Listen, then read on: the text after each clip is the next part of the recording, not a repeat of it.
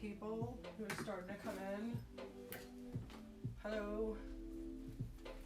Chilling out for a couple of minutes. John, where'd you go? I wanted to go change the title of the stream. What are you changing it to? Needed your, what class of it? Huh? What class of it? So it's COM 171 and today's date. Okay. Yeah. And then everyone can find it easily on YouTube. So get settled, and if you're in the room already and or on the stream, whatever this is, I'm so old school. And John will be back in a minute. I'm gonna take attendance and then we're gonna get started. But until then, enjoy the jams.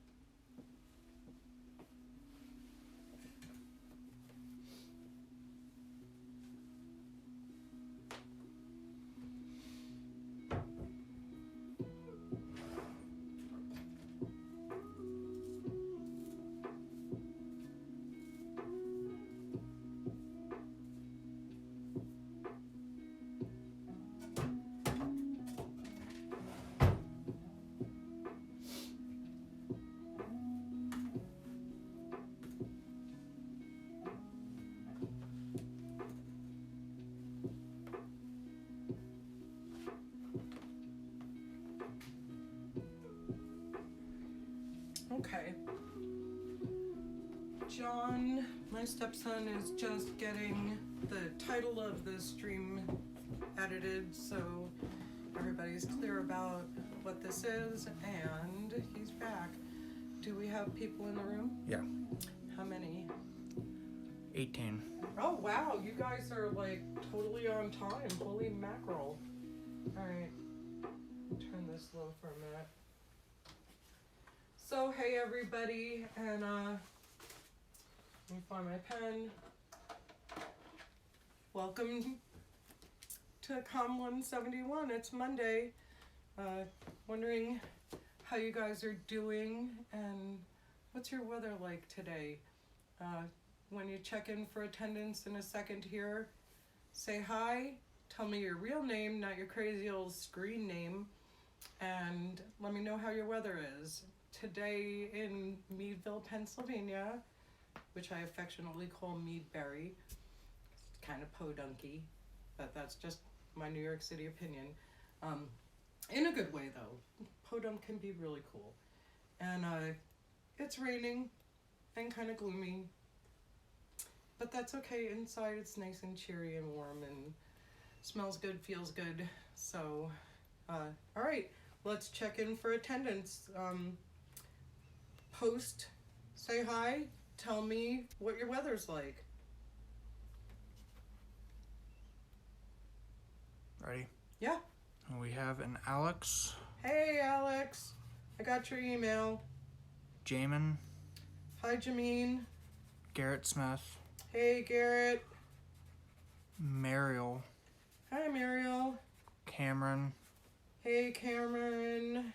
Evan, Evan. Olivia, Hey Olivia. Alyssa, And Alyssa, I got your email too. I'm gonna address all of that in a couple of minutes. Destiny, Hello Destiny, how's Florida? Christian, Kristen. Nick, Hey Nick. Bria, Bria. have a C Watt. Huh? There's someone in the chat named C Watt. C Watt. Yes. W-A-T-T. Mm-hmm. Don't know who that is. If you want to identify yourself, though, John will tell me. But I think I got pretty much everybody. Good for you all. You made it on class faster than you do when you have to come in real life. I guess that's not good. That's because you're not stopping for coffee. Chris. Oh, Chris. Okay. And an Ashton. Hey, Chris. Hey, Ashton. Okay. Just let me know if anyone else comes in. Okay? Okay. All right, so welcome back to my home office here. Reggie, you want to say hi to the kids? Come here. Reggie, come. Hi. You want to say hi to the kids? Come here. Up. Come say hi. Oh, Greyhound, you too? You want to say hi too? Okay, hey, Greyhound. So there's Jim's guide dog, Greyhound, right there. Here's good old Reggie holding down the fort. We're all trying not to be bored. I hope you guys are too. It's a good idea right around this time when they, you don't really know what to do with yourself, huh? Greyhound's about to knock the Greyhound, don't knock the camera over. And there's also a Malik. Huh? Malik. Oh, Malik. Hello, Malik. Wondered what happened to you. I thought maybe you were just checking in on Destiny's stream, but okay, got you too. All right. Anyway, a good thing to do under these circumstances is to try to develop a routine and a habit. Like, I think it's really a good thing for me that I have to do these online lectures because it forces me to get out of my pajamas, and my bathrobe, which I've been in quite a bit, and just sort of have a Monday. I have to teach class, and you guys have to be at class, so developing a routine, like get out of your pajamas, put on street clothes, pretend you can go to the movies, but, develop a routine with your day to help sort of combat this. And you can go outside. I mean, if you have access to a yard or if you just want to walk around the neighborhood, as long as you don't go hugging anyone or standing closer than 6 feet, you should be able to do that. But yeah, it's difficult times that we're dealing with, and doing the best we can to sort of make everything work. Like here. So this week we're going to be talking about organizational communication. This is chapter 8 of your textbook. I hope you guys have done a little bit of reading about it, but we're going to review some stuff today. I want to just talk a little bit about this Twitch setup. So the reason that we decided to do this with Twitch is because, if you guys know it, it's mostly used by gamers, but it's got sort of this free-flowing streaming capability that actually YouTube took from them and used for their streaming. Only if you want to stream on YouTube, you have to have 1,000 followers, from what we understand, and that's for, like, if you want to do it through your phone app, and that's the only way we can set this up. We're not like a production studio, so we don't have 1,000 students at Teal, but I am going to keep the channel. I'm going to take the videos that we make off of Twitch here, classroom content, and then upload it onto our instructional site that is on YouTube, so you guys can go to it when you need to try to remember something. What did that crazy lady say was due when, huh? You can review it. If you have to miss a class, it'll be there for review, but I have to warn you that some of the content that I might play multimedia within this class construction for the rest of however long we have to do this could be asked to be deleted by YouTube, so John would have to edit it out. They make it kind of easy with their editing tools and stuff, but he'd still have to edit it out, and then you would miss that part of it. So if you have to miss class, this is a way to kind of catch up, but you shouldn't miss class. Stick with the schedule, have a routine, get up for breakfast, go running, get dressed for the day, come to class, specify a time that you're going to study and do homework, a time that you're going to just chillax and play games or, watch a movie or something. Try not to be so freeform because that's going to make you feel at loose ends. But anyway, back to the topic at hand, Professor Watts, pay attention. This is why we're using Twitch, so I'm glad you all were able to make an account if you didn't already have one, and that you're here right now.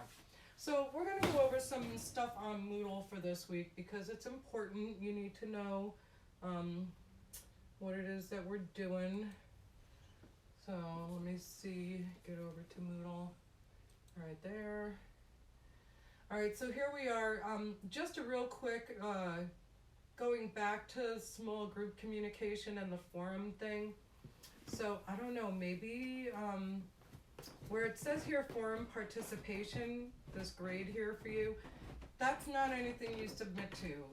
It's just for me to submit what your grade for participating in the forums is for that week.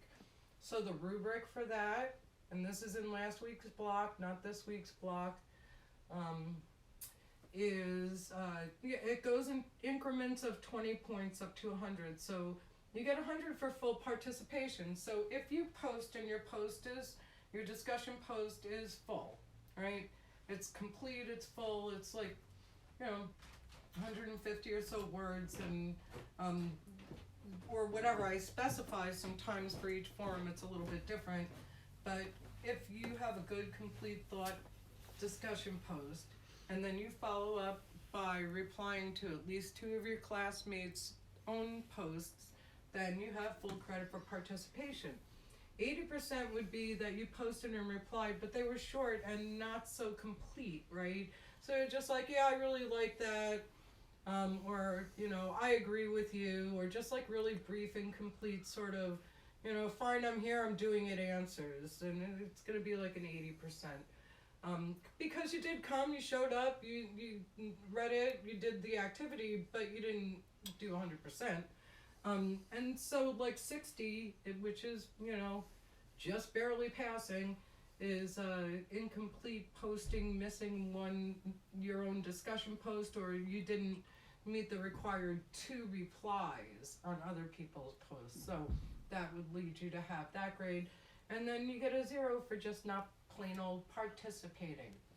I think I captured mostly everybody, but I'm gonna check and make sure that the forums from last week are still active. So if you didn't meet the requirement, because we're all just getting used to this, I'm not gonna hold your feet to the fire, but we will, I'll open those up after class in a little while, and, or I thought I did actually, but make sure that you guys can all post to it, because, no, sometimes this stuff is wonky. All right, let's take a look at this week's Moodle. So, like I've told you before, online learning is designed differently for a different population who can mostly do their work on the weekends. So pretty much things start in the middle of the week and end in the middle of the week, and on a Wednesday to a Tuesday. It's just the way that flows, this learning system setup flows. It's like this in Moodle, it's like this on eClassroom, on Blackboard, on any other learning platform sites that I've utilized as a teacher, so or as a student. So they're all designed this way. Face-to-face classrooms run on a different schedule, right? All right, so anyway, keeping in mind that this week starts today, which is the 23rd, not the 25th. We have here, again, the YouTube channel if you need that. We've got a PowerPoint for Chapter 8, which is the Organizational Communication chapter. So if you want to open it up right now, you could bounce along with me while I'm doing this. Or if you just want to keep it for your review later on of things, you can do that too. Here's the link to Twitch TV, just in case you didn't have it. It's always there. If you're ever like, I lost my link to Twitch TV, you could go right to Moodle, right to this block, it'll always be there. All right, so what is organizational communication? This is a video that sort of summarizes what we're doing here. It reinforces for you what we're going to be talking about this week, so you should look at that. It's a supplemental learning material, but I think it's valuable. I'd be showing it if we were in class. Bureaucracy. All right, so one of the things that people often talk about with organizational communication is bureaucracy and their frustrations with it. So I've got a few videos that relate to this that are kind of funny, and this one's from Better Off Ted, which was a sitcom like in the early 2000s. Didn't last more than a couple of seasons, and I don't know why. It was brilliant. It was so intelligent. It was The Office, only different, but lots of clever writing. Anyway, Better Off Ted has this really great clip about bureaucracy and an organization and how frustrating it could be. And then there is another supplemental video here about Max Weber, who's a theorist, researcher in organizational communication, and one of the 4 founders of modern organizational communication thought. So I don't want to bog down a lot of my online lecture with background about him, so there's the access to the background about him. And here's something you should know about online learning too, besides the fact that it starts in the middle of the week, which is wonky. In order to be successful at this, you have to be motivated to take control of your own learning. You can't just wait until someone tracks you down, chases you down to get your work done, or you know, presents you with a video like this. I mean, I kind of have, right? It's here, it's accessible to you, but you have to be motivated to look further into the subject more than what I'm looking over your shoulder about, right? You can't be doing things because someone's looking over your shoulder. This is a self-regulated way of learning. And for some people who procrastinate a lot or maybe need a little more fire under their behinds to get things done, this isn't always a great way to do it. If you can't organize your life so that you've set aside time for doing this, it's not going to work. If you're not going to utilize the learning materials that are set up by your instructor, they're there for a reason. Like I said, I've got this thing about Max Weber up there because I don't want to take a lot of lecture time up about Max Weber. I want to, or Moodle for that matter, so I want to kind of move through this. But here's another good video, Monty Python. Monty Python is a British comedy troupe, really popular in the 1960s and 70s, and made some really fun movies like The Holy Grail and Life of Brian and A Fish Called Wanda, all kinds of crazy stuff. But really funny comedy troupe, and this one is about bureaucracy. It's called Fishing License, so it's from a British perspective, but all bureaucracy stinks the same way when you have to deal with it, and it's frustrating.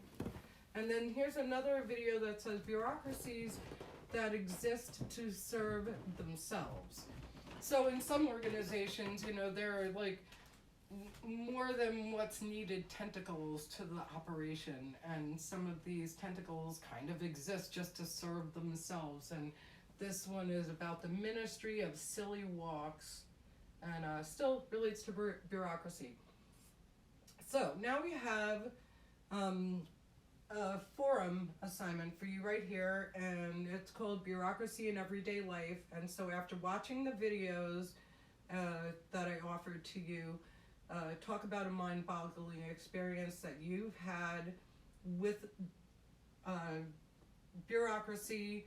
Was it at the DMV, our college, the hospital, a doctor's visit, just trying to get through the phone to find out what your bank balance is, like any of those kinds of frustrating things. And it's got a parameter of how many words I want, and how many I expect for your replies. So your discussion should be 60 to 70 words in length, and then 20 words at least for your reply. If you go over that, that's okay, but kind of just, you know, not less than that. That means that it's not a complete thought and idea. Then you've got a think response assignment this week. It does not open until Friday, and it's about the 3 stages of organizational administration. And so the directions for all of that are right here. And I'm not going to go into reading them to you right now. We can go over that on Wednesday because this doesn't get started until the end of the week. And it's due Sunday by 9 p.m. So there's that, and the rubric for it is you have to meet the word count, which is 25 points. Your content is 55 points, and your writing mechanics count. So this is going to be a Word document that you create and submit like an assignment, like a paper. It's a thought paper, and it doesn't have to be long. It's not long. It's, you know, a couple hundred words, maybe 300 at the most. But, and the parameters, like I said, are there. But you have to use good grammar and punctuation, okay? This goes to your writing grade, and it's an important component. So, also, I will be putting up chat for this week. Actually, office hours for this class are going to be at 11:30 this morning. So, a half an hour after this class breaks up, and I do a couple of things, I will open up chat in this week's block for office hours for this week, so if you have questions or anything that you need to ask me, you could do that then. All right, I'm gonna pause for 1 second to see if you all have any questions that John can read out loud for me.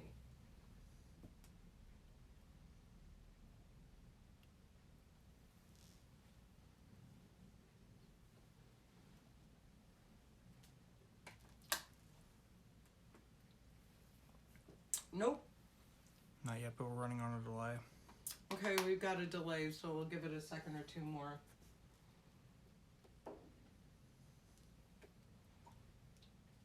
Gonna try to get some groceries in the house today to stock up, and looking online and things, and lots of things are sold out. Yeah. All right. So no questions? No. All right, you guys are good then. All right, we are talking about organizational communication. So again, the link that I would have used in class in my notes is right here. It's up on Moodle. I'm gonna go over to the PowerPoint and let's get started with that.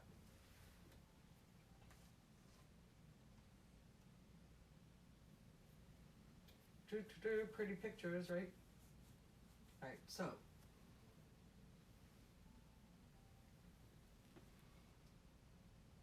Oh, I think I was at the wrong frame. I'll get it together. It's no problem. So, organizational communication. Here we are. Again, pretty pictures. All right. Types and movement of communication. So, there are different types of communication within an organization, and it moves in different ways. But regardless of the type of communication, organizational messages flow in different directions depending on a hierarchical structure in an organization. They can flow up to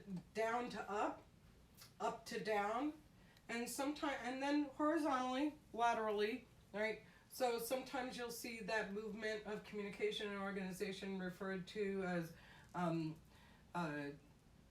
vertical up or vertical down. So going from bottom to top or top to bottom. And in this book, they're referring to it as just upward or downward or horizontal. So an upward communication in a business might be the chief operating officer or someone in upper management sending a memo out to all employees. Maybe it's about a project that's coming up, or some other kind of issue within the company, like a change of direction that they're going to do. So going from bottom to top, you have the employee who is sending an email or a memo to a boss, either about a project they're working on or asking for a raise. So that's that kind of vertical communication. Then you have horizontal communication. And that's generally emails and things you say and communicate with coworkers, people who are pretty much on your level. They're below upper management anyway. Although horizontal communication happens in upper management too. It just doesn't waft down necessarily to people below that stratosphere. So, very dependent on hierarchy within the organization, how the communication flows. Who hears what, when, how, and why. All depends on the hierarchy. So it says here, a message from a subordinate to a superior or a boss is an upward message. So it's a message that's going from the bottom to the top. And it says, letters of resignation might be some of those, requests for a raise, reports, requests for funding, and monthly sales update. I've done most of those, except for the sales updates. I've never been a salesperson. I don't know if I could sell things to people. But anyway, downward, same thing in reverse, and usually coming from the top down, you get notices of termination. Oh, you don't like to see those. So policy changes, procedural or policy changes, notifications of new hires. We get those a lot. And then changes in operations, things that are going to change about the company. Right now, some car companies are talking about refitting and retooling to make ventilators for the healthcare industry. There are clothing manufacturers and designers that are switching gears and making face masks. So that is a change of operations that they let the people that work for them know about through downward communication. So then we have this side-to-side, lateral, or what we call horizontal messages. And a horizontal message is one exchange between colleagues. So if I send an email to Dr. Lana about an upcoming seminar I think that she might be interested in, or if we're working on a project together, or even if I get an email from someone at admissions that's like an admissions counselor, or if I get one from the director, Ashley Zulu, it's a downward message. It's a message coming from the top down. I got this. I've only been studying it for many years. Anyway, that's different. She's upper management, and so it has a little bit of a different feeling and attention portion to it. All right, so the organizational system is what this next frame talks about. Organizations are open systems, and their components interact continuously, not only with one another, but also with the environment outside of the system. So you've got an organization and it's interacting with itself, right? And it's got its hierarchy and its roles, and people are operating as part of that big wheel. But then it also has another component to it. It's got constituents on the outside of itself. So take an organization like Boy Scouts of America, or a sorority or fraternity. You've got your own sorts of communications that are going on inside, but then you also have kind of a public relations that goes on in like a Greek organization with everybody outside of the main nucleus of the organization, like inside your house or your current fraternity makeup. There's alumni, there's that are they're a constituent, they're on the outside. They're not right in the center of all activity that's going on in the fraternity. You've got parents, right? You've got school administration. You've got the general public who have a certain view about Greek life and what fraternities and sororities are really all about. So, you have to, all those things come into consideration when you're talking about a communication system that an organization establishes. So, organizations establish predetermined guidelines, and they are often referred to as policies and protocols to ensure that the system operates smoothly in the face of external realities. So think about our college right now in the communication department and what they're having to go through in terms of letting students, faculty, staff, and the general public know how they are handling this shutdown of the school, or their end in managing the crisis at all. And so they have certain guidelines and protocols and procedures that they roll out information.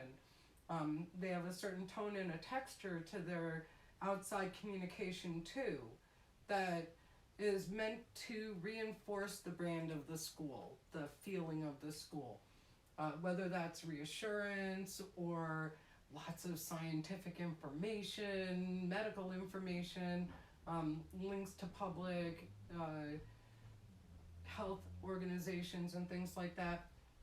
Whatever it is, it generally reflects the feeling of the organization itself. Policies are statements that provide a blueprint on how an organization operates, its goals and its expected outcomes. So when you think about mission statements, right, and what are the objectives of an organization, that's what that falls into. But protocols are the detailed methods used to achieve those outcomes. So maybe a decision to change a rule in school first has to be brought up to the Board of Trustees, and then once it's agreed upon one way or another, it's then in the hands of the president, who maybe distributes authority to disseminate this information to deans in the school, who then give permission for that information to be disseminated to department chairs, who then will disseminate that information to faculty. In the meantime, think about the organization of our college, right? It has several aspects to it. You've got student life, which includes everything from the meals you eat to your housing. You've got financial services, which also includes facilities and the budget running of the school and ordering supplies and just paying bills, period, and how the money flows through the whole college. Who gets what money for what things all comes through financial services. You have academic affairs in charge of all things educationally oriented, from labs to regular classrooms and things like that. And, so you have these different tentacles to this organization, and the head of it that we see all the time is the president. So the president of the college, or sometimes in some institutions it's a provost. So just a different name for kind of the same job. So theories of bureaucracy. Max Weber's theory of bureaucracy came about in 1946. And again, I want you to watch the video on Max Weber for his background, but how do organizations and systems communicate effectively to maximize productivity and avoid all of the so-called bureaucracy obstacles that hinder the process? So that's a good question, right?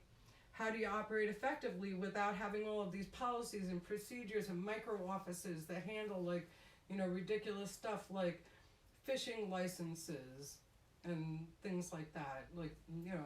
Well, that's not a ridiculous thing, but I'm just saying there are all these micro fibers that stick out of the tentacles of communication that create these bureaucracies. So Weber's principle is authority and leadership. So hierarchy and leadership helps to determine that. Specialization, so division of labor, is another thing that helps to develop how communication flows. If you have something that you need somebody to do and it's a horizontal communication between two coworkers, it doesn't have to go up to upper management in order to get to the other coworker, right? So, but it depends on who needs to know. So, and it depends on the division of labor and the roles that people play. And then the rules governing the performance and the decision making of the organization. So what rules do they have in place? And that has to do with the ethics and the culture of the organization too, and they're all different. So, theories of bureaucracy, more. Sociologist Richard Scott in 1981 added 2 additional principles that help to create the flow of communication in an organization, and it's equal treatment of all employees and employment as a career. So, communication structures change drastically when it's a company like Ben & Jerry's or maybe Tesla or Google that has equal treatment for all employees. There isn't so much of a hierarchy in the same way that we're used to thinking about in traditional companies like IBM. And then employment as a career, people who don't just go to work because it's their job, they see it as a career. That also changes the dynamics and the structures. So these added principles address the qualifications, equality, and job security that goes behind the feeling of creating a communication structure within an organization. If you're less worried about job security, there's more free-flowing communication. If you're more worried about it, employment as a career, You're more worried about your job security, less likely that you're going to have anything that's outside of the box of safe communication. Not a lot of other ideas outside of groupthink. Not a lot of challenges to upper management's ideas, even if you're an expert and you know that they're not necessarily great ideas. So these added principles and qualifications, they just help to sort of define how these communication structures develop and how they flow and how they work for an agency or an organization. So bureaucracy and breakdown. Let me see what time it is before I move too heavily in. Oh, good. It's only 10:33. We've got all kinds of time. All right. So bureaucracy and breakdown. Sociologist Charles Perrow in 1986 explained that organizational failures are not necessarily the fault of the bureaucracy. After all, everything, the roles, the rules, the ranks, and the controls should be clearly laid out. So when there is a fail, it's not because of the bureaucracy itself, it's because the rules aren't clear. There's a lack of clarity and consistency in the structure and the foundation and the rules and the roles and the way that things are carried out and the controls used to reinforce the rules. So remember, controls are those things. They're either punishments or rewards for going along with the group, right? When breakdowns do occur, it's often because organizations are open systems subject to outside influence, like I just said, and organizations can have trouble adapting to non-routine occurrences. Well, look around, people. I mean, we're seeing that in our everyday life right now. Companies and organizations, institutions having to readjust the way that they communicate with everybody and themselves, because having to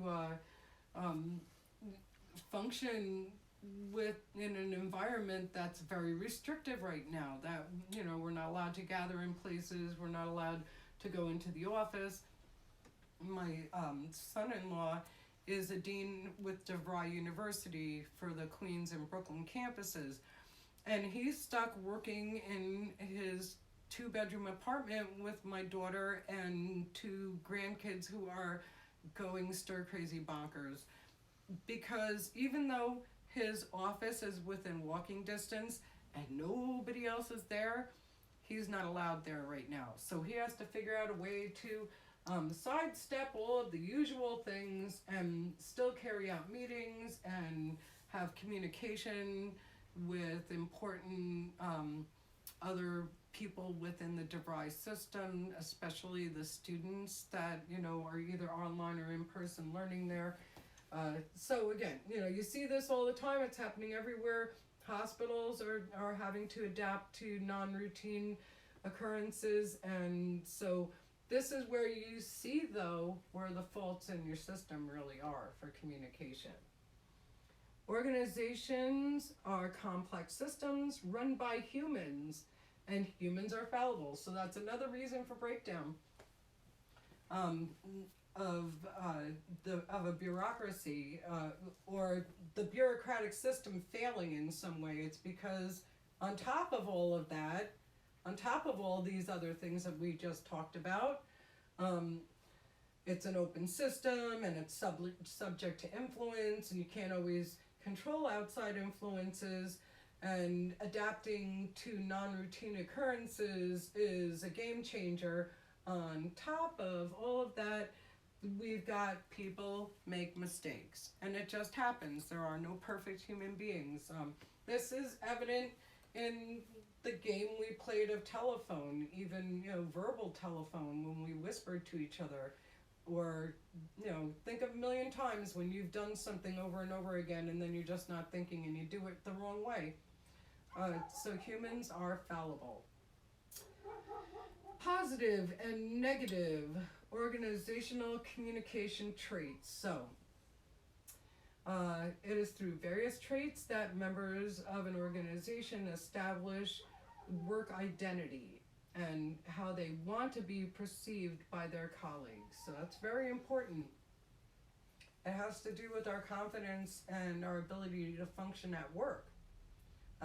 You know, one of the things we talked about in the beginning of the semester was face, and the idea of how you see yourself is often a reflection of how other people respond to you, or often in response to how people respond to you. So your opinion of yourself and your abilities can change depending on how other people treat you. So it's important that, you know, they want to be perceived by their colleagues as competent, and that they're a valuable member of the team or the organization, that their cog in the wheel would be missed if they weren't there, right? It's an important human condition. So positive communications are empowerment. Hold on 1 second, guys. I'm sorry, I have to take this. Hello? Yeah. Okay, hi. 8459. Oh my gosh. I'm feeling better, but yeah, any idea when?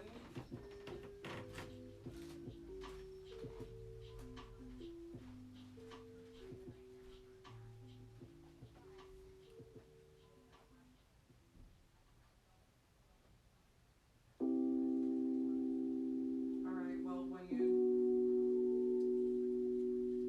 you hear, let me know. Right now I'm feeling okay, and I have to go back to teaching my class online. So, yeah.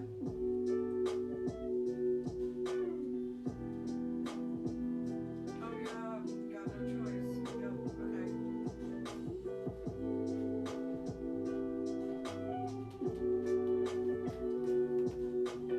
Okay, all right, thanks. Yeah. No, it's still there, but it's not as bad.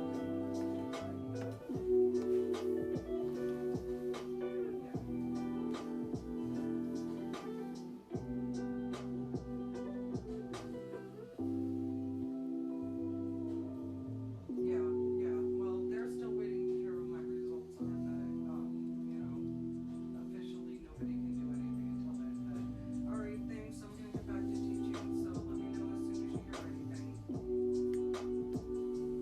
Okay, thanks. Bye.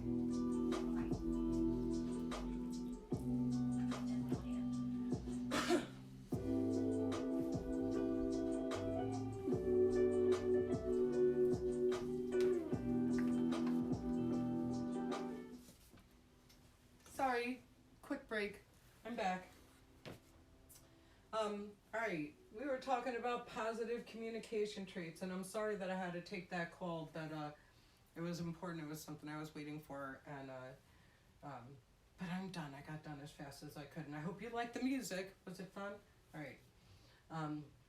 So positive communication traits are statements that provide empowerment. You know, and positive communication traits within an organization or a system are when they have an attitude or a culture that is empowering to its workers, where they feel like their employees feel like they're able to have some say in the direction of the company, things like that. Assertiveness is also important communication trait. So, you know, when you have something that you feel is important, being aggressive isn't a great thing, right? You don't want to be all up in someone's grill being super pushy, but you do want to say how you feel and what you think. When you don't, that's unhealthy, and it creates that groupthink mentality that we've talked about before. So having some confidence, and that usually comes from the empowerment level within a company, but you know, within yourself, no matter what, to be able to just say how you really think and feel is an important trait to have for positive communication. And supportiveness, where someone, after they have said how they feel, they're supported in, you know, their opinion or the right to have one. And motivation is another important component to good communication. And motivation could be things like, we all want this to work out, right? We all have the same goal. So here are some negative traits, and that would be intimidation's kind of the opposite of empowerment, right? Aggressiveness, which is very different from assertiveness. So just being able to say how you feel and not in a demeaning way to other people or in a blaming kind of a way, but just to talk about, you know, your thoughts and ideas about something, but to shove them down somebody's throat and not leave any room for disagreement and be very forceful in your opinion is considered more aggressive, and that can be a negative trait. Secrecy, where there's a lot of non-transparency going on. You know that something's going on, but people just aren't telling you everything about it. And I think when it comes to this virus right now and the things that we're dealing with, that's probably plays a large factor in the back of people's minds, is because they've noticed these negative communication traits coming from our government or agencies that involve a lot of secrecy and, you know, in the name of protecting the public safety and interest or the economy, keeping things quiet. Secrecy is why the flu of 1918 was as deadly as it was. So bad policy to have. And then superiority, where there's that lack of supportiveness, and you know, this is like an opposite to being supportive and to the empowerment. So when you're treated by people that maybe work with you or above you in a way that's condescending or arrogant, you know, that leads to a lack of communication. So, socialization in the workplace. It's not exactly what you think it means. When we talk about socialization in the workplace, it's how are we socialized to become part of a workplace or a group of any kind, an organization of any kind. So we're cultivated to join groups and be part of a team and or something bigger than us from the time we're toddlers and we go to preschool. But even in our families, even if you stretch back to family life, it prepares children for being part of a group larger than themselves. Anyways, so as in any culture, a person new to the environment must adapt through socialization, learning behaviors from others. So we naturally do this anyway. We're social learners. We're social beings. We learn a lot about ourselves and the world around us through socialization. And we certainly learn how to function in society and our culture through socialization. And again, this begins when we're babies. It gets we get a really big dose of it when we go off to preschool, and then throughout our lives, all the other organizations and groups that we belong to. But think about all of the social learning that goes on for a 3-year-old like my granddaughter Cora, who's learning to not just go to this fun place that's really colorful and other kids are, and there's all kinds of fun toys to play with and things to create and do, but there are also rules of engagement. And there's a routine and a schedule that you have to get used to, and you have to become comfortable with the fact that you're one of many, not just the only person in the room with needs and wants, and that's hard for a 3-year-old.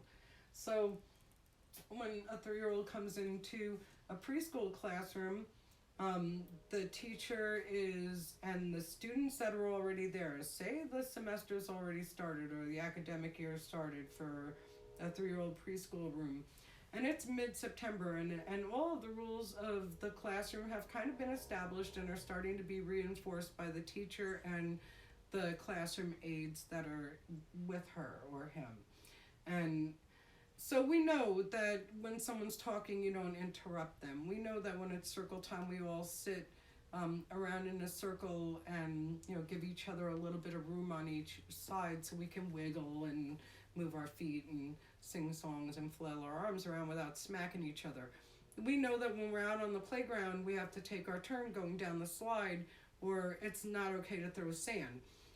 And that when you're in a center like the block center, it's not okay to knock down somebody else's building or take the toy that they're playing with, right? These are the rules of the road that you start to learn in preschool. This is socialization in the beginning.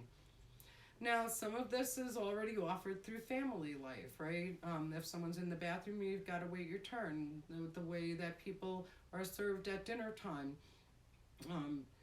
Saying please and thank you and all these other things. There's socialization for group participation that we learn from the very beginning. So now this 3-year-old is new to the classroom and comes in midway. And how are they taught what everybody else already knows? Well, naturally, because this is a natural thing that humans do, they start observing what other people are doing. And the rules are reinforced by the people in the classroom. So the other students will let them know, don't forget, after you go to the bathroom, you got to wash your hands. The staff, the teachers, and the aides will remind them of those things too. That when you're sitting at the table having lunch, that you keep your hands to your own food and don't touch other people's things. These are all tips on how to function in the classroom without getting in trouble all the time. Don't hit, don't bite, don't throw sand, that are reinforced by certain things that are implemented by the teacher themselves, so the structure of the classroom, but also through socialization with other just other classmates that they have. But the socialization really is the thing that reinforces all the rules and also gives out the rewards. So in organizational settings, socialization typically takes the forms of, takes these forms, okay. Task socialization, so it's information about one's job. So maybe one coworker is explaining to another coworker how to operate a machine or use a program to finish their job, to do the job that they want to accomplish. Work group socialization, so specifics about your own work group that you're in. So in this department, we're all focused on this, and your part of this is to do this. So that kind of conversation. And then organizational socialization, which is learning about the organization's history, its beliefs, its goals, its rules, its mission statement. All of these things combined together to socialize somebody into being able to work successfully in a place. So what do they need again? They need some task socialization. They need to be told, information about your own job, what it is that you're doing. But they need to have kind of the bigger picture too. So they need to have a work group socialization. Here's your job, but in this whole department, this is what we do, and this is your place in it. This is what your part of making this department work looks like. This is what, but overall, this is what the department does. This is what our, how we fit into the overall organization.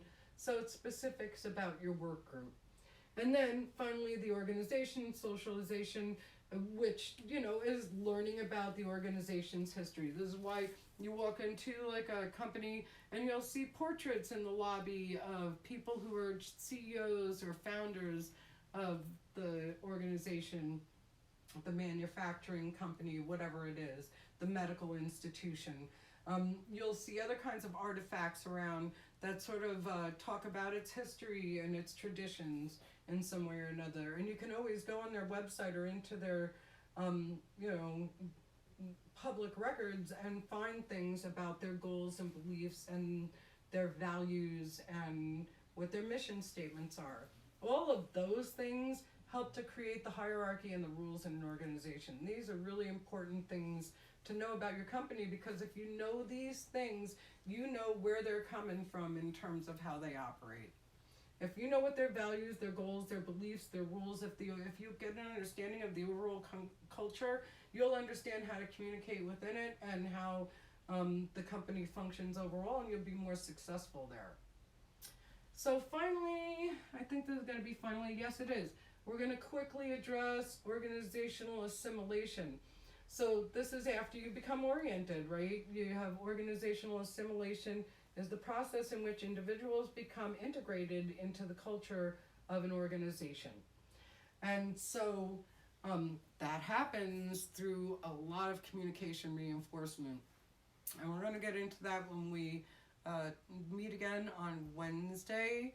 So give me until 11:30 and then I will open up chat in Moodle. And if you have specific questions for me that are course related, then you can certainly come to chat and talk to me about it, and I will answer if it's an assignment question or a due date on something or reminding me about something, any of that. You just want to stop in and say hi, that's good too, that'd be nice. And if you have something of a more personal nature, email me if it's something that you don't want other people to necessarily trip over by accident because the messages in chat get saved. So that's it. I hope you guys are all hanging in there and doing okay. Don't forget, like I said, have a routine and get outside. You can get outside and walk around your neighborhood without hugging somebody. You can stay social distance appropriate apart from people. Get some fresh air, feel the wind on your face, and again, put some clothes on and act like the day started and try to develop a routine in your life. And if you have any questions, let me know. I'll opening up my office hours in half an hour. So Reggie says bye, and thanks to John for running things for me today. Bye.